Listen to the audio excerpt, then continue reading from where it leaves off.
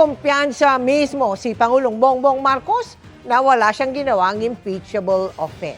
Sinabi yan ng palasyo kasunod ng desisyon ng House Committee on Justice na insufficient in substance ang dalawang impeachment complaint laban sa Pangulo. Nakatutok live si Ivan Mayrina. Ivan? Mel, ikinatuwa ni Pangulong Bongbong Marcos ang pagbasura ng House Justice Committee sa dalawang impeachment complaints laban sa kanya. Ang mensahe ngayon ng Pangulo sa sambayan ng Pilipino, let's move forward. Simula nang ihain ang unang impeachment complaint laban kay Pangulong Bongbong Marcos, kumpiyansa raw siyang wala itong basihan. Hanggang kahapon nga, kahit naideklarang sufficient in form ang parehong reklamo nung Lunes, wala pa rin daw legal team ang Pangulo. Hindi naman daw dahil kumpiyansa ang Pangulong kaalyado pa rin niya ang nakararami sa Kongreso, kundi dahil sa paniwalang sadyang mahina raw talaga ang mga reklamo.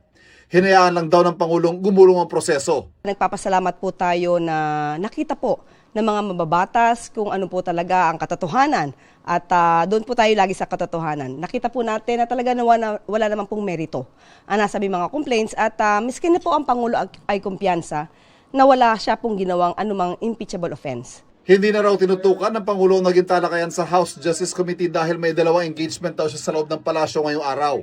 Ang gitna Malacanang, nakatutok daw kasi ang Pangulo ngayon sa pag-angat ng bumagal na ekonomiya ng bansa. Ang sabi ng Pangulo, let's move forward dahil ang gusto po niya ngayon ay tutukan ang ekonomiya at paano maiangat ang buhay ng bawat Pilipino.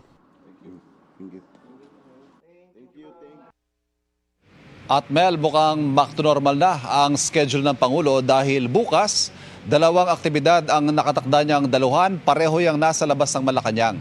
First time yan mula nang ma-hospital siya dahil sa diverticulitis. 2 linggo na ang nakararaan. Mel. Maraming salamat sa iyo, Ivan Mayrina.